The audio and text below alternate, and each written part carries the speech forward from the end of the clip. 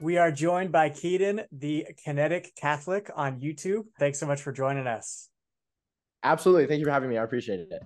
Yeah, so we love the Eucharist. Angela and I have been working on this movie, The New Manna, for almost 3 years now, and it's all for Wow. Jesus. So we wanted to know, how has the Eucharist impacted your life? The Eucharist is just, I mean, obviously the most like special gift I've had. So I was a cradle Catholic. So because of that, receiving it like right in second grade as early as you can. Um for me, it's had the biggest lasting impact, specifically in adoration. Adoration for me is like where I find my absolute like just most center place of peace. And so I think the impact that it's had on my life is like I've been really busy, really stressed with school. I've had all these different things going on. I may have been in a certain number of activities. I may have had a trip next week, whatever it was. But when I went to adoration to the same chapel, when I took an hour to sit there and pray, everything else kind of stopped, and it brought me back in a sense. And it was the Eucharist that did that. It was that prayer time, that devout adoring of the Eucharist that has had the biggest impact on my life in terms of keeping me calm, keeping me at peace, and really keeping me Catholic. Like it is the biggest gift that we have in the faith. So you've grown up in the faith and have seen, I'm sure, a lot of your peers go through CCD and stuff like that and leave after confirmation or whatever. How have you Right. been able to rely on the grace of God to persevere and like keep having love for the Eucharist rather than just kind of go cold? Because when I was in high school, I cared about the faith, but I wasn't on fire or anything like that. But you were. So how do you keep that up? Right. Well, I think it's really, really hard. And I think it's going to be different for a lot of kids, especially when we live in like the age of distraction. And there's so many things that are here to distract us, and technology and temptations and all these things. I think for me, what kept me Catholic was number one. I mean, I had a great Catholic education growing up, but beyond that, I was able to kind of know the why behind things, like the why behind the Eucharist. Because I think that in terms of Catholic education, it's very, very broad. There's a lot of things, but what's really, really important is to teach kids the why behind everything. Because what's beautiful about the Catholic Church is that everything has a reason. We don't just have the Eucharist because it's a piece of bread that looks cool, like that. You know what I mean? Like there's a why behind it. There's a genuine meaning. There's a reason. And when you know that, it's so much easier to become passionate about it because you know that it's true. You know that it's legitimate more than just something that was put on you as a kid. And so because of that, I think that it's what has kept me and the Eucharist and adoration, finding that peace through the Eucharist. It's just been a beautiful thing. How you explaining the fact that you had that one, but does all your peers, all your people that go to church with you have the same reaction, or that was just because, I mean, your parents give you the why? And I mean, what is the why that you think other people there on your age, they don't know, there was not presented in a proper way? Well, I think it's hard to name one. I think the biggest misstep is that church is kind of seen as a boring thing. I think that for my generation, specifically Generation Z, like our brains have been. I don't think you can fully blame us. Our brains have been completely wired to need constant entertainment, to need constant something going on. And so I think the biggest like misstep is specifically in the liturgy and specifically receiving the Eucharist, and the why behind the Mass every week, and why the Eucharist has such an important part of the Mass, and the different things in the Mass, and how literally everything in the Mass, down to what the color the priest wears, has a reason. And when you miss that, when you just see it as an obligation that you have to go to every week, and it's boring and it's not something that's going to be super entertaining for you, then we lose it. The purpose of the Mass is not to be entertaining. The purpose of the Mass is to give to it. It's to worship. It's to adore the Eucharist. And so I think that it's hard to specifically name like one why in terms of an explanation that wasn't given to the generation. But I think the biggest overall misstep is rooted in the Mass specifically, because even if kids aren't praying, if a kid is in a Catholic family, one thing they're going to be made to go to is Mass. And so that's the spot where the Catholic Church has them, and that's the spot where I think it needs a deeper explanation for younger ages. What did your parents do to help you grow in the faith? Well, I was homeschooled, and so because of that, I had a lot of kind of one-on-one Catholic education, time to ask questions. I think that that's the biggest thing, like asking questions for kids. I think that, and I mean, obviously, it depends on the parent, depends on the people. This isn't the case for everybody, but I think sometimes a kid asking questions is viewed as like a doubting, or you shouldn't do that. Like, yes, the church is true, when in reality, questions are the way to love the church the most.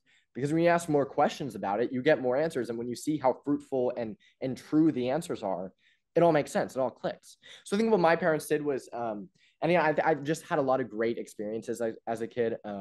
I was blessed to go to the Vatican, to go to the Holy Land. I think stuff like that really kept me devout in the faith, and that's a blessing that not every kid just logistically is going to be able to have. But what they can have are questions, and questions that can be answered, and encouraged to ask questions, because I think that that's the biggest thing, the biggest benefit that I had in being raised in the faith. Do you think that by you starting so young to explaining the faith, that will end up to helping as well to finding your own wording and finding your own answers as well? Absolutely. Like so I started the YouTube channel specifically. I started that almost 7 years ago. So when I was 11. And at the time I just thought that was like a Catholic theological genius who just knew everything and could name everything.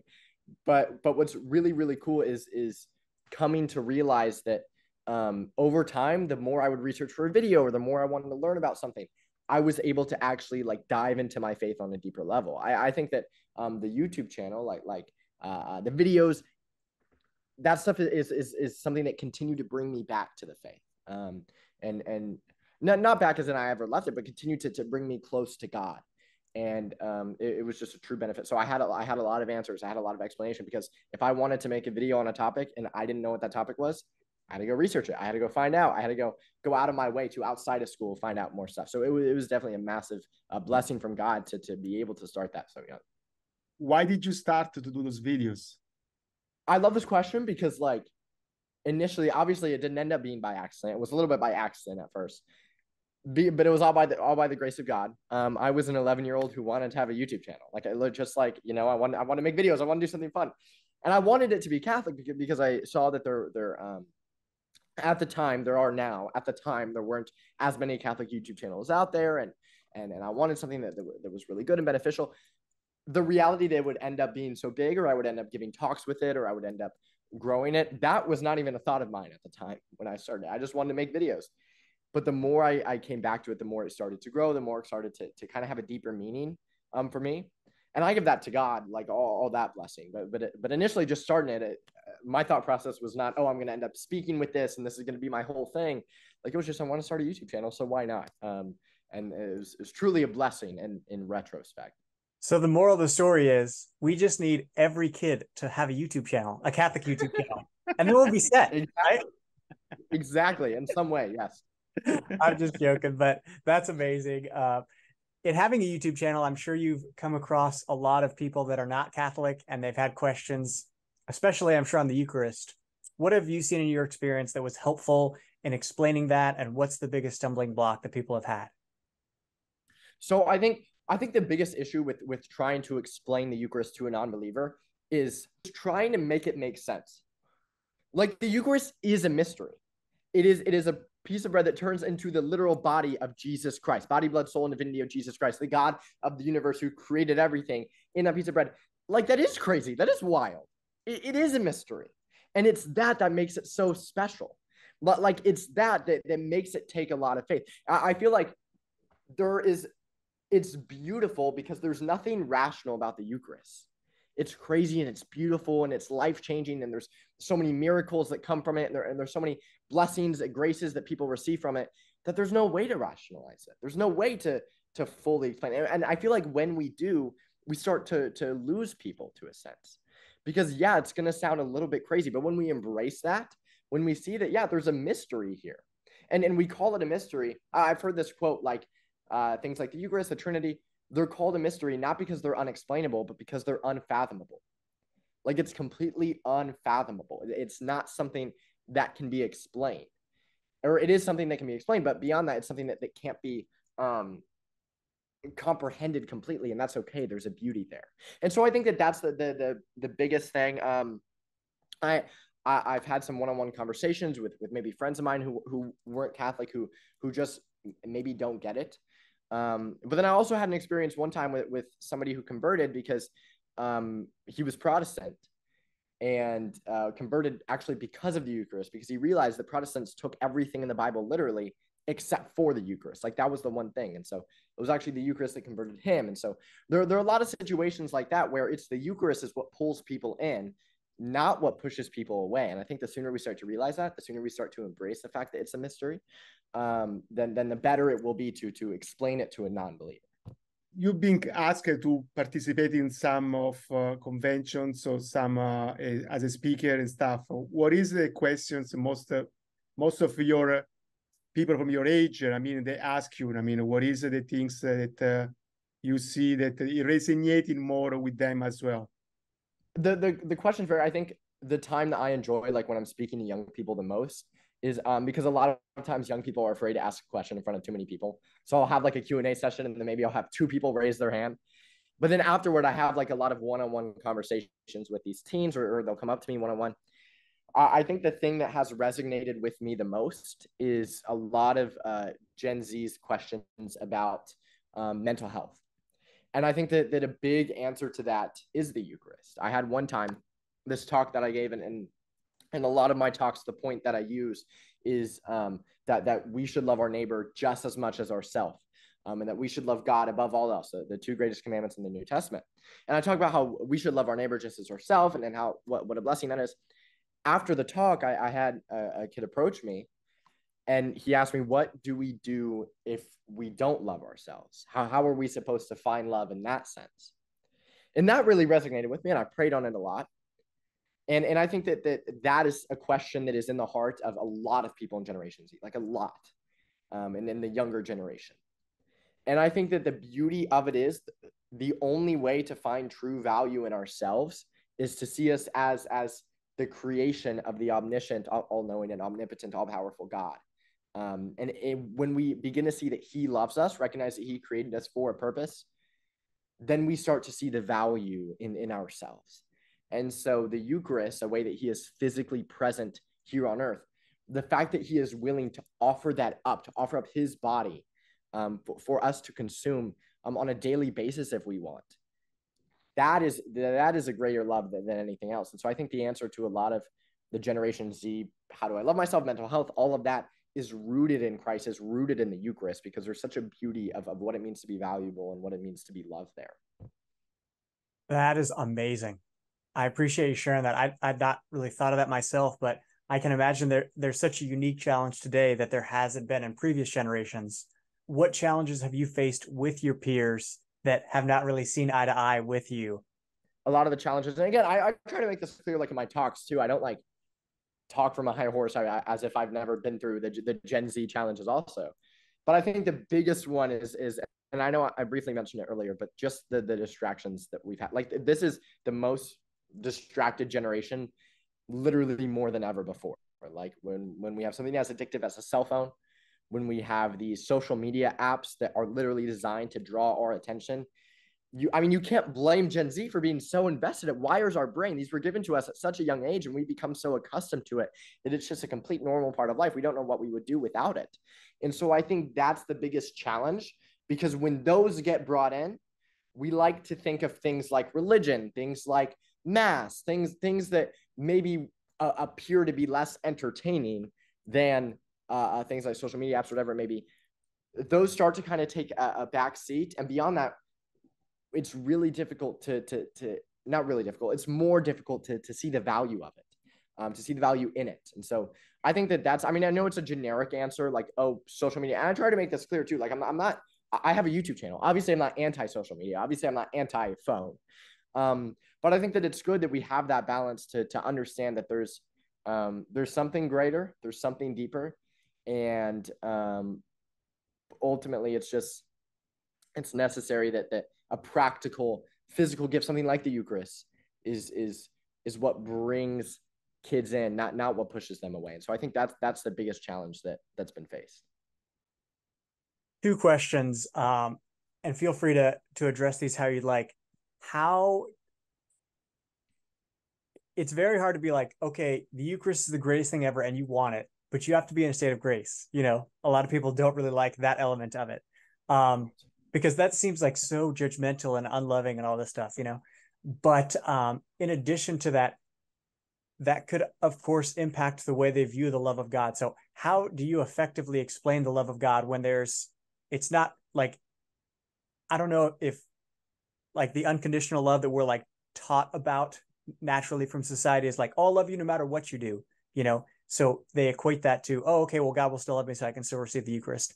How do you address all of that? And what's effective in reaching people that have no understanding of the love of God? Right.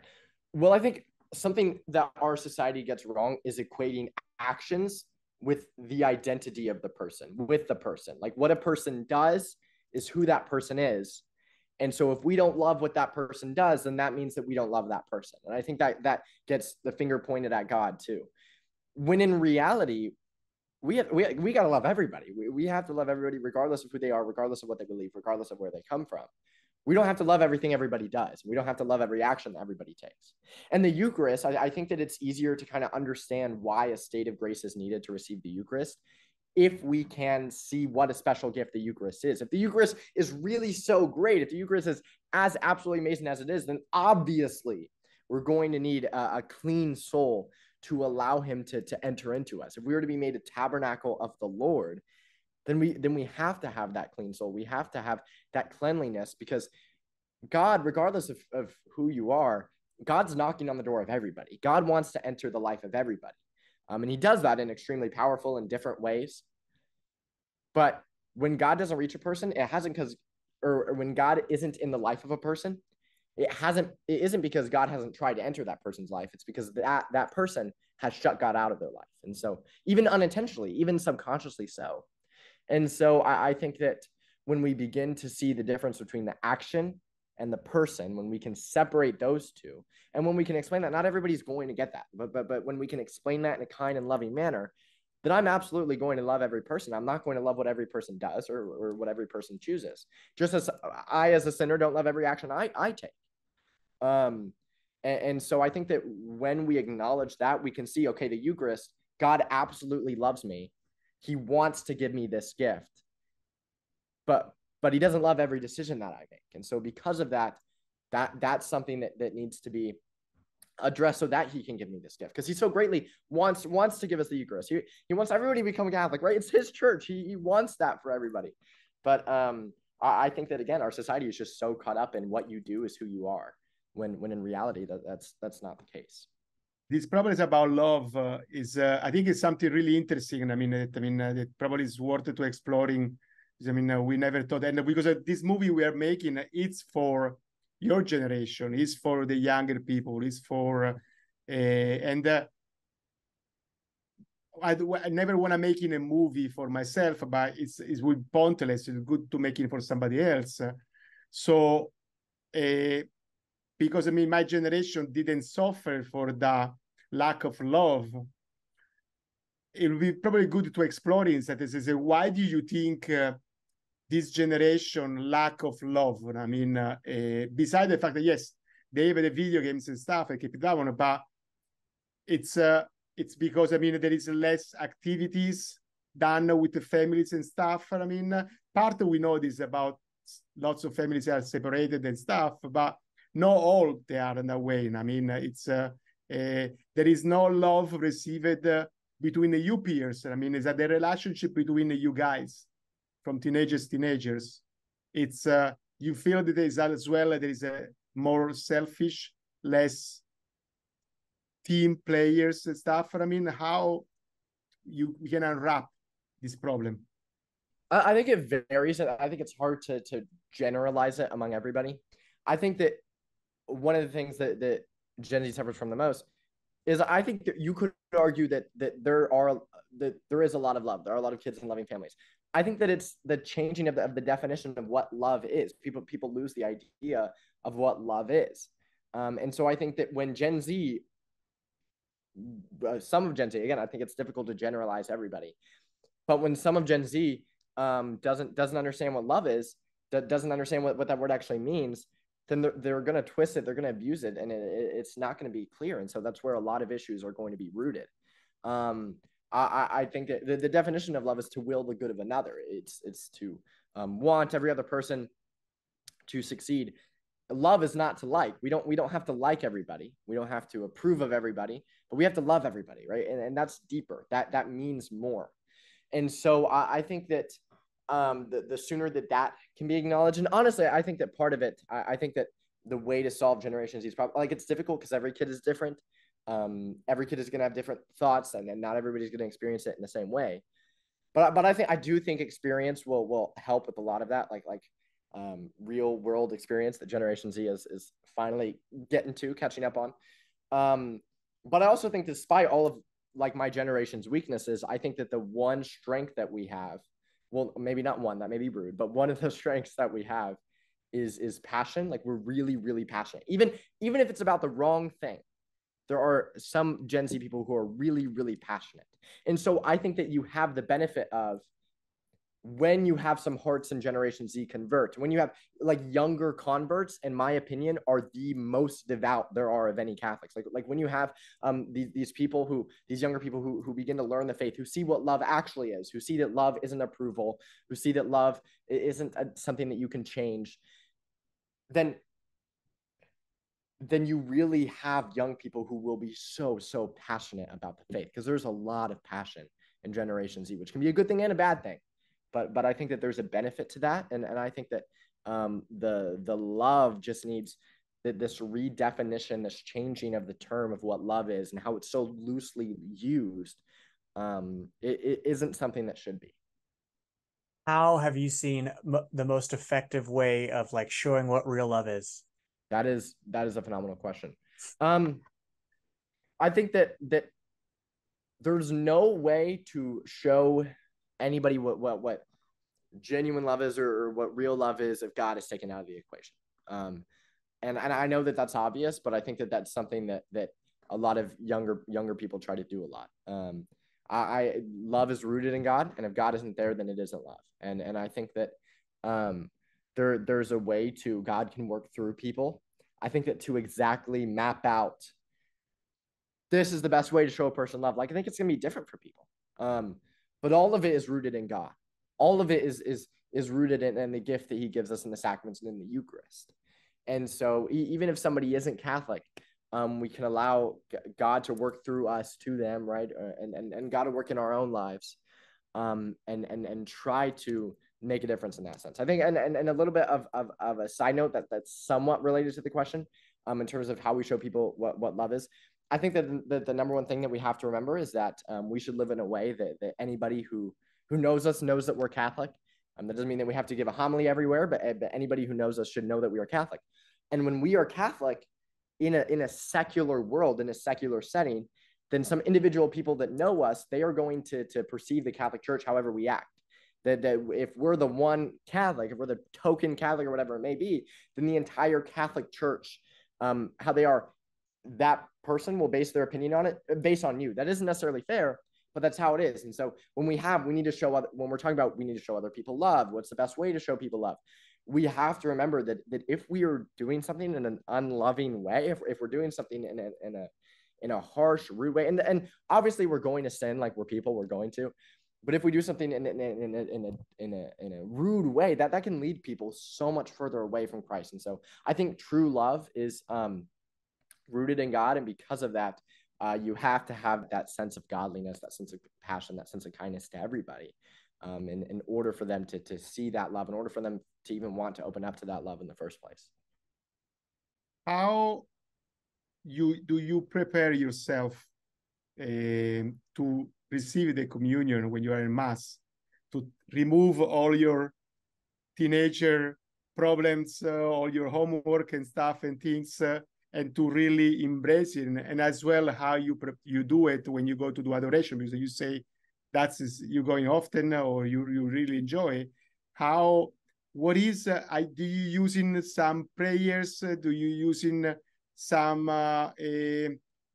thinking? There was a Sam Torres was used to saying that when you're thinking about Christ, you can really start to imagine yourself to be in Bethlehem when there was a cold. So remember everything was cold, the fire, remember the sounds of fire. So you can immerse yourself to be present when Christ was just about to come in. I mean, so each person have a different tricks. Every person have a different things. I think it would be nice to see how each of us we do, and in this case for you.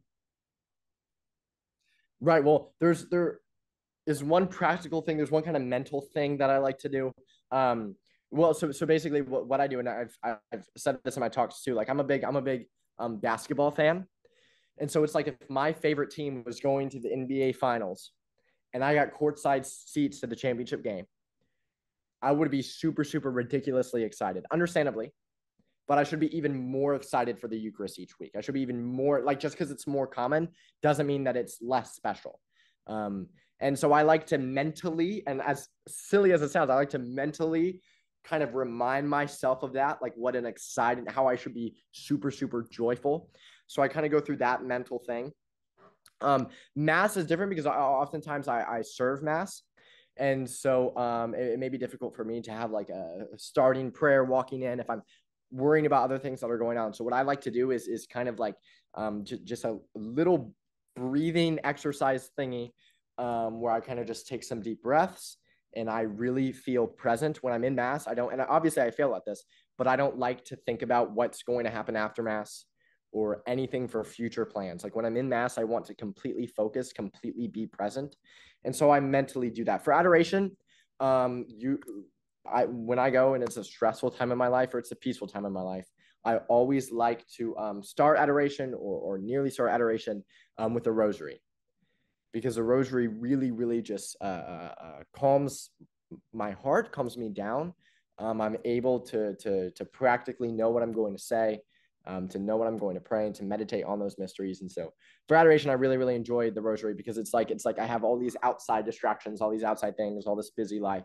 And I come to adoration, I'm present alone with God. I have a practical thing to hold, a practical thing to pray, and then I can kind of block everything out. And so those are some of the things that I like to do. You say, I mean, which is great. I mean, I'm trying to like it to be the devil advocate in this one. So this way the kids might listen, this one might be inspired from the answer you have. You said, I mean, that you prepare yourself as if you're going to watch a basketball game. I mean, to really to be excited for it. I mean, and people can say, like, I love soccer. I mean, personally, coming from Italy, they will say, well, but there is no score there is no score when you go there. I mean, there's actually the opposite. There is nothing really happening there. So when you're there at least to watch the game, there is action, there is that one. So you totally have the opposite for at least visually. I mean, because really, what really happened is actually is way better. I mean, but how can you answer to that kind of question? I think it's difficult to find a best answer. I think one of the worst answers is trying to make the Mass more entertaining. It's trying to say, no, there is action, there is stuff happening. Like there is, the Mass is more entertaining. Obviously, there's stuff happening, there's deep, but as you said, visually, physically, yeah, it's going to be more boring. But I think rather than saying, no, the Mass isn't boring, it can be entertaining, all this stuff, we can acknowledge and say it is, and that's kind of the point. And the point isn't to be entertained. The point isn't to have action. And not every kid's going to want to hear that. Not every kid's going to listen to that. But I think once we can see that we don't go to Mass to be entertained, we need to be super, super excited for it because it's the Eucharist. But excitement doesn't have to be only for entertainment.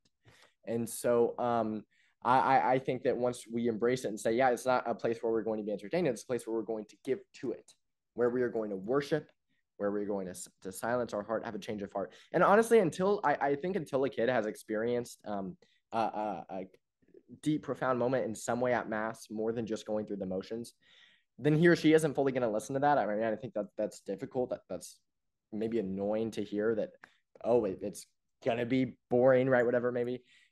But I think that that's what's needed. I think that as soon as we can embrace that and embrace the spirituality that's present in the Mass, because ultimately from a kid's perspective, you can force kids to go to Mass. You can't force kids to fully worship and to fully believe it. You can only encourage and have them kind of accept God into their heart. And it's a choice to accept God. And so every kid's going to be different, But I think ultimately, again, prayer is a powerful tool to use that, to pray for these kids and for getting them to go to mass in general. One element of the mass that blew my mind when I found out about it is how the mass is literally the representation of Christ. So we're like there at Calvary. Have you been able to share that in your talks? Could you go into that at all? Because I'd like to see your perspective of that. Absolutely. Like that makes it a really, really different scenario. I had a picture one time of like time travel. Like I like that explanation because I like that explanation specifically because that's something that we get in sci-fi movies, and when we see and we know and we hear about time travel is in the Avengers, just the last one. Like, but this one's literal because we're present at Calvary and the re-sacrificing and God giving himself up, and then the sacrifice of the Lamb of God right there on the altar. And when we picture it like that, like a lot of times during the consecration, I like to close my eyes and imagine myself there. And so I think that when we can see it through that lens, which is completely true, that even though physically we're not going to be able to see all of that because we have finite minds, literally, logistically, and spiritually, that is absolutely what is happening. And so I think that's a beautiful thing. And as soon as we can understand that, we're going to have a deeper reverence, a deeper understanding for why we consider the mass to be so important, because it's literally like it's something actually happening on a logistical level, more than just dude in robes saying words. Like there's more to it. I totally agree. Kedon, have you seen our trailer for the movie? I was not able to watch the trailer yesterday. I tried to click on it and then it wouldn't load, and I was very disappointed. All right. So unfortunately, no. Well, we'll pull it up right now if you don't mind.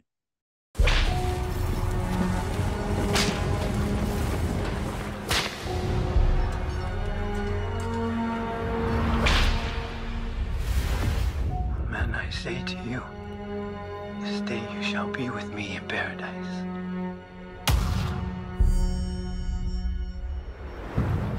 Unless you eat the flesh of the Son of Man and drink his blood, you will not have life in you.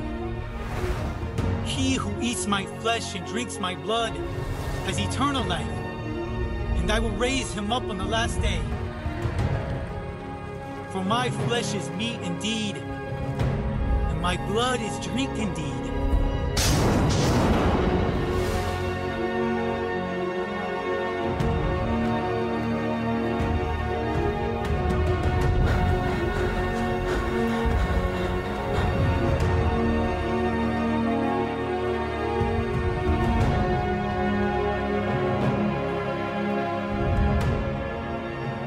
Leave my son.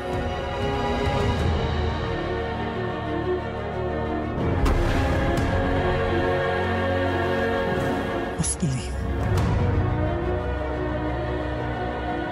I am with you.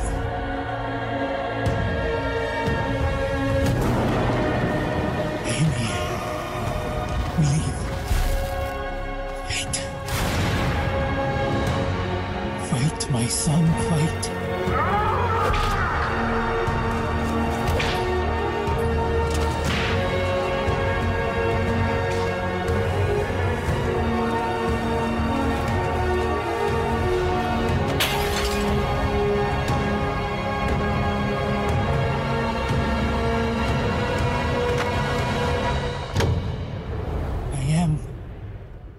With you all days, all days. That looks really, really awesome. Like we see a lot of depictions of Jesus' life or Jesus' stories, like with the Chosen series, with all that. But it seems that with a lot of that stuff, the Eucharist kind of gets brushed aside, at least to a degree. I mean, it's in there, but you'll have maybe some Protestants working on it who take it in a different sense, or it's not as emphasized. And so I think that when you have a movie that specifically emphasizes that's specifically seen, I think that's really, really special. I think that's really cool because I think that's something that's lost. And in movies, that kind of physical sense, that can resonate with a lot of people because we're able to actually, rather than just hearing it read, like see Jesus and see everything happening. And so I think that's an absolute way to have a deeper reverence for the Eucharist come about, when there's a way to physically see its importance during the time of Jesus. You feel the energy awesome. was up to what this audience is. I mean, you guys play lots of video games, you guys watching lots of action movies and stuff. I mean, so we want to try to match in. I mean, obviously we are still hoping to have more donations, because the more donation, more special effect we want to do. I mean, that's my expertise. I mean, I've been working for over 30 years. I mean, in this industry from Marvel, Disney, DreamWorks and stuff, are doing all special effect. I would love to import more, but I just want to know, did they got the glimpse of that to you? Yeah, I mean, from the trailer, I think it was really, really good. I think that kind of the misconception, like, obviously it's tough to generalize all of Generation Z. They'll watch a lot of stuff. Like, they'll enjoy stuff even if it's not always a ton of action. I think in terms of special effects, you kind of tell that a lot of the stuff there was, at least in the trailer, at least how it appeared, was practical, which is really, really good. I think that adds a level of like legitimacy to it. And so I think that it did seem, again, from the trailer, like something that could absolutely absolutely. Thank you. So I've been working in Marvel and things, so and I kind of like have familiar about this multiverse and things for understanding. And I thought there's some sort of analogy with the multiverse, the quantum physics, and what really happened to the Shroud Turin. Ray, you can explain more as an engineer what that happened on the Shroud Turin. Yeah. So the Shroud of Turin, it was amazing. A couple of years ago, they did a study on it, and it needed 6.4 gigawatts of energy to produce the image on the cloth, but short enough so that it wouldn't incinerate the cloth. And I did a little video on it showing that much energy is all the lights on the Dallas Cowboys football stadium, but for one, I think it's billionth of a second. So it's just amazing. I think the power that would have had to exude from Christ's body to leave that image is just amazing. So this is just like one element of it, but these are the things that blow my mind and have reached so many others. So the question now is to you. I don't know if you knew about it or no, how you think it would be easier now because that kind of explosion can be done just to a point of in quantum physics explained. Therefore, is on the quantum physics, we know there is this extra world where things are possible to do it to an object to pass through walls, which is that's what Christ did when he resurrected and went through see his apostles. And the fact about it, and now he's present within the Eucharist, even if we don't see it, but there is this extra world, almost like on the Marvel movie, that there is this different multi-universe. In this case, we know there is just two multi-universe, just ours and the one in heaven. How you think that's wrapped with our faith and with your understanding? No, that's good, actually. I like that. I like that a lot. No, that's a good point. You have this way that two things can absolutely exist without physically being together. I think that's really good. I think that I'm a big Marvel fan, and so I think that is a good practical kind of explanation, visualization, because otherwise it's hard to picture. How can something like heaven exist when we can't see it? You know what I mean? Like that not necessarily everything that is essentially what can't be seen, that doesn't mean that it doesn't exist. And so and there was this quote from a movie, I forget what movie it is, that like oftentimes it's the realest things that we can't see. And then I really, really like that quote. So I really, really like that. That's it's a good analogy. Yeah, I was so excited. I work in Spider-Man and I work on the Avengers. When they come up with this multiverse, which was brilliant, that was further developed for the Spider-Verse, which was brilliant. I know the art director was a great guy. But yeah, I mean, I think that's like, oh, that's so cool. That's like that's probably how now younger people can understanding. I mean, how Christ can be present and yet you don't see it. And I mean, there is this beautiful story, and I share it because I mean, it really touched my life to understand this concept. And hopefully you can sell it to any of your followers and stuff. There was this monk I met when I was in Florida that sadly he went through a severe abuses, and the father was really violent. He was a boxer and was beating him so many times. One time he almost was dead on the floor, and he was so angry to God. Time passed, he ended up to become a monk, but still holding this anger a little bit towards the event that happened, like that God had not been present. And Christ appeared to him and he'd say, Scott, here. And he gave him 2 handkerchiefs. And he said, why, God, you didn't make me cry enough? That's you need me to cry more? And he said, no, one's for you, one is for me, but I want to show you something. And he says, okay. He didn't really like the idea to be put on the spot. So at that moment, the ground opened up. And he see now that specific day was beautiful. I mean, it's just like just thinking about it, the way he said was with so much love and joy. He see the moment where the father was beating him and Christ was there crying and screaming to a father to please stop. Stop, stop, stop, stop, stop, was crying, begging him, but his father was drunk. And it was so full of rage because, I mean, he lost the possibility to become a famous boxer because an injury. So then he started to drink and stuff and things and other one. So now Father Scott, turned the head to Christ, went to his knee and started to beg him, sorry, I didn't know that you were not there. I thought you were not there. You left me alone.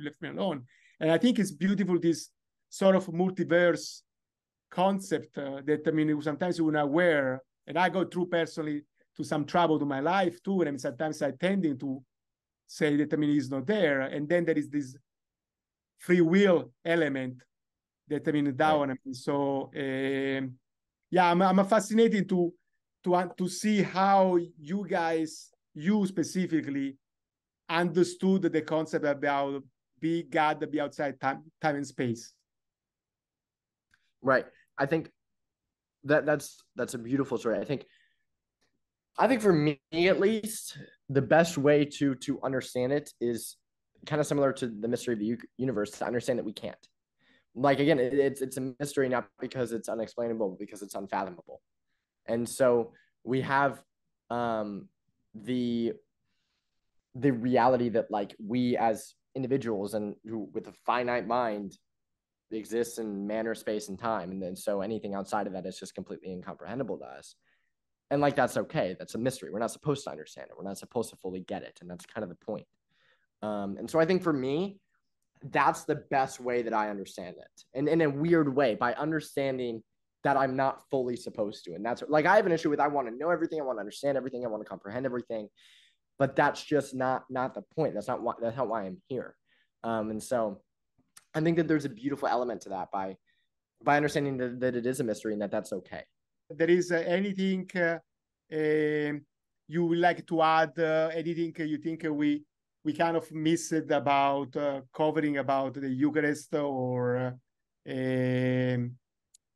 just any Bible passage that, I mean, affected you specifically about understanding the Eucharist, or some readings, some saint that, I mean, uses some words in a specific kind of way that, I mean, they really got you, hit you in your heart. I think just the last thing, kind of understanding the Eucharist, one of my absolute favorites is Saint Tarcisius, and his story, because as a 12-year-old dying for the Eucharist, I mean he died for the Eucharist with the Eucharist in his hands. I think that the reason why I love his story so much is because it shows that you don't have to be old to have an understanding or love of the Eucharist.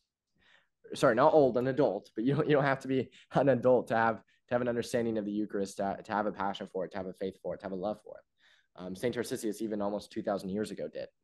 And so his story has really, really touched me. And seeing that if a 12-year-old was brave enough to go and die for the Eucharist, asking myself, would I be able to? I'm older than that. Would I be able to? You know what I mean? And kind of understanding that's the type of love that we have to have for it. So I think he's my favorite kind of, I guess, Eucharist story wise, that has kept me devout in that. Angelo, have you ever heard of that guy? We actually, on the movie, we have the St. Tarcisius scene.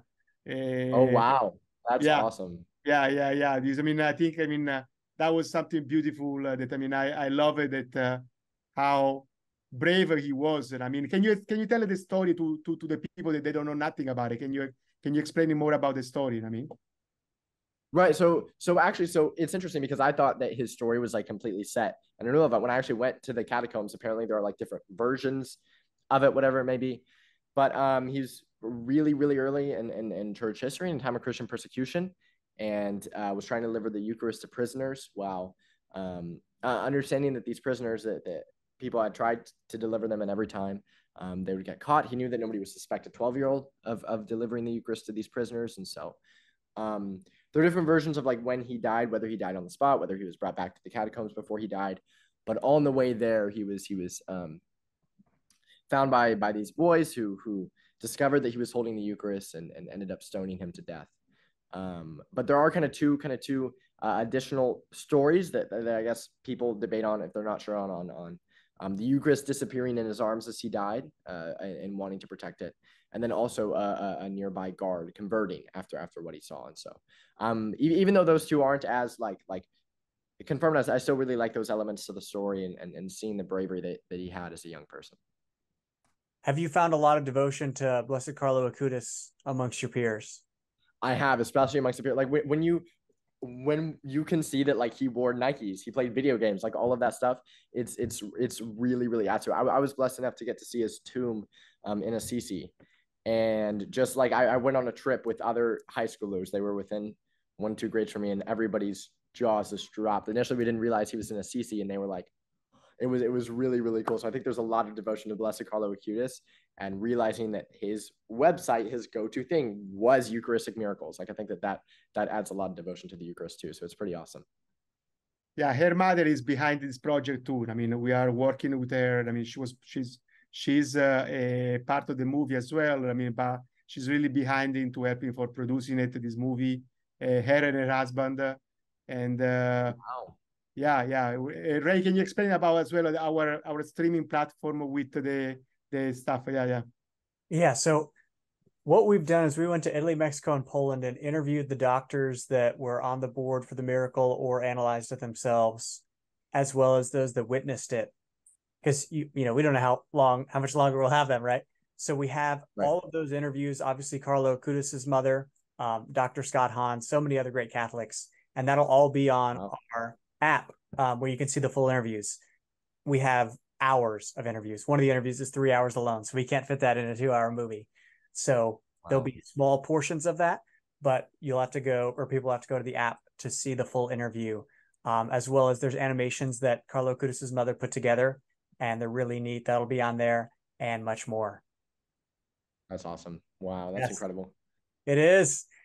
So Kedon, please spread the word about the movie. We're still working on donations and funding to complete the movie. So it's God's timing indeed. Absolutely. I appreciate it. And where can people learn more about you?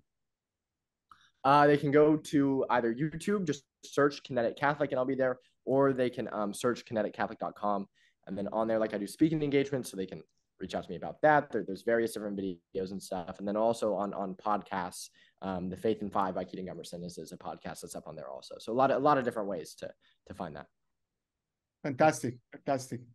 Thank you so much. And please watch it and share this video. Absolutely. Will do. Thank you again. I appreciate it.